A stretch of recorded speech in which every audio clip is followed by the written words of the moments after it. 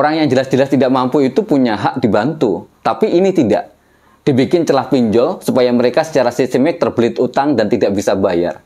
Itu seni pemerasan. Skema ini berpotensi menjerat mahasiswa dalam lilitan utang yang ketika gagal bayar dapat berujung pada praktek intimidasi.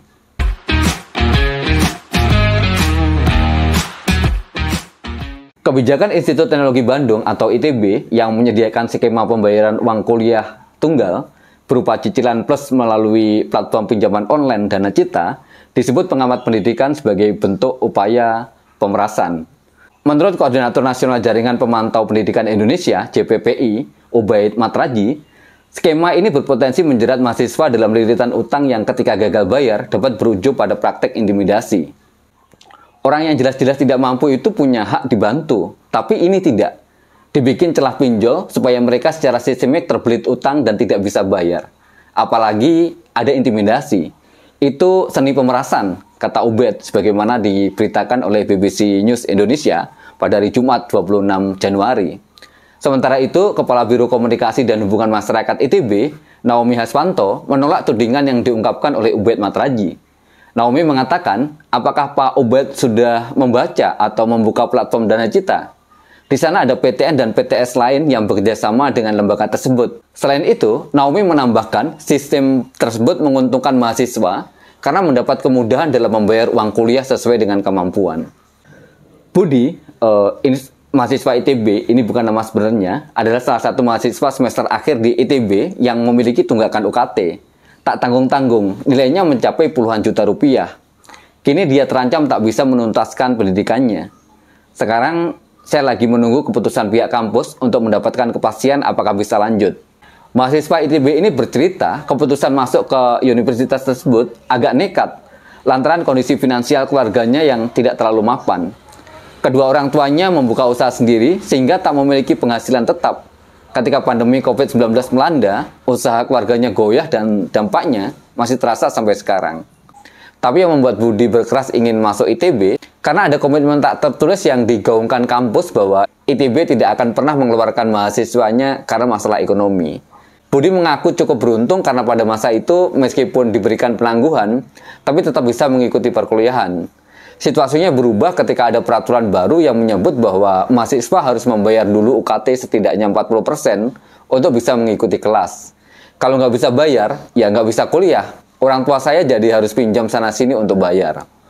Dengan besaran tunggakan UKT yang mencapai puluhan juta rupiah, Budi mengaku bingung lantaran terancam tak bisa menyelesaikan studinya. Di saat itulah pihak kampus menyarankan untuk mengajukan pinjaman online lewat platform Dana Cita. Dia pun tak punya pilihan lain, meski saya tak tahu ini bukan langkah yang cerdas, tapi saya tidak punya solusi lain. Jadi, saya ajukan pinjaman sebesar tunggakan tersebut dengan tenor terpanjang yakni 12 bulan. Saya hitung-hitung, selisih utang dan uang yang harus saya kembalikan adalah sekitar 20%. Dia menilai skema pinjol tidak etis diberlakukan oleh instansi pendidikan, apalagi sampai kerjasama dengan platform yang menerapkan bunga yang disebutnya sangat menjerat dan seperti diperas.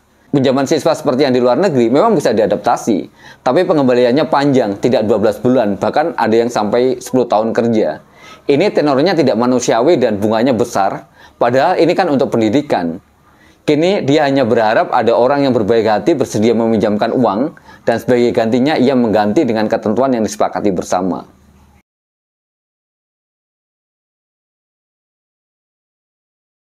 Teman-teman, pendidikan merupakan hak dasar setiap individu.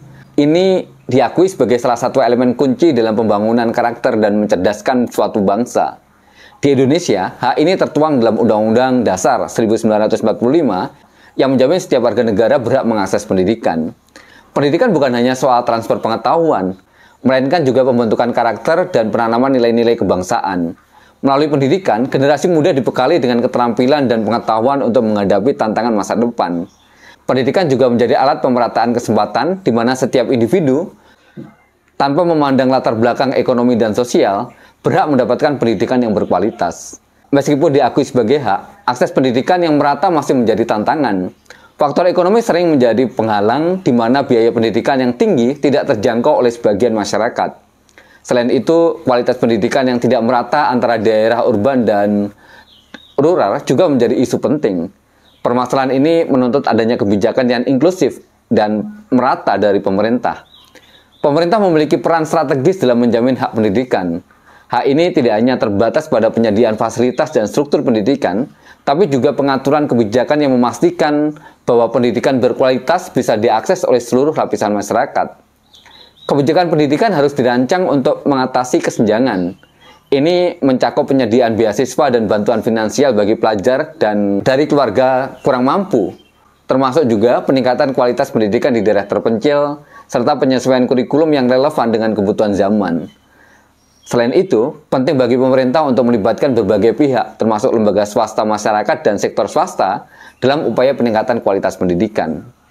Dalam artian semuanya dilibatkan dalam proses penyusunan kebijakan. Pendidikan harus dilihat sebagai investasi jangka panjang.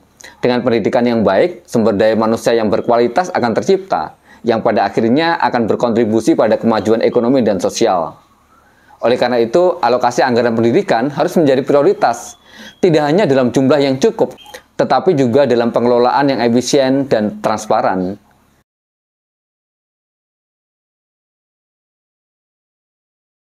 Selain memastikan akses pendidikan bagi siswa, penting juga untuk menjamin kesejahteraan kepada tenaga kependidikan, termasuk penjaga sekolah, pegawai tata usaha, guru, bahkan dosen. Kesejahteraan mereka adalah aspek penting yang seringkali terabaikan, padahal mereka merupakan pilar utama dalam sistem pendidikan. Penjaminan kesejahteraan ini meliputi gaji yang layak, jaminan kesehatan, dan kesempatan untuk berkembang secara profesional. Peningkatan kesejahteraan ini tidak hanya mencerminkan apresiasi negara terhadap kontribusi mereka, tapi juga memberikan motivasi untuk peningkatan kualitas pengajaran dan layanan pendidikan. Selanjutnya, pemerintah juga harus menyediakan dana khusus untuk pengembangan keprofesian tenaga kependidikan, seperti pelatihan, seminar, dan studi lanjut. Ini akan membantu mereka untuk terus mengupdate pengetahuan dan metode pengajaran sesuai dengan perkembangan zaman. Kesejahteraan tenaga kependidikan juga berpengaruh langsung pada kualitas pendidikan. Guru, dosen yang sejahtera lebih mungkin untuk fokus pada pengajaran mereka tanpa dibebani masalah finansial. Hal ini pada akhirnya akan menciptakan lingkungan belajar yang lebih kondusif dan efektif bagi siswa. Untuk mencapai ini, diperlukan kerjasama yang erat antara pemerintah, lembaga pendidikan, dan tentu saja masyarakat. Peningkatan kesejahteraan tenaga kependidikan harus menjadi bagian integral dari reformasi pendidikan sebagai investasi jangka panjang untuk masa depan pendidikan Indonesia. Pada akhirnya, pendidikan berkualitas tidak hanya tercapai melalui infrastruktur dan kurikulum yang baik, tetapi juga melalui tenaga kependidikan yang sejahtera dan terampil. Mereka adalah aset berharga yang perannya tidak tergantikan dalam membentuk generasi penerus bangsa. Oleh karena itu, menjamin hak pendidikan dan kesejahteraan tenaga kependidikan harus berjalan beriringan sebagai prioritas nasional. Saya Karya Sayono, sampai bertemu kembali dalam Bicara Labor berikutnya.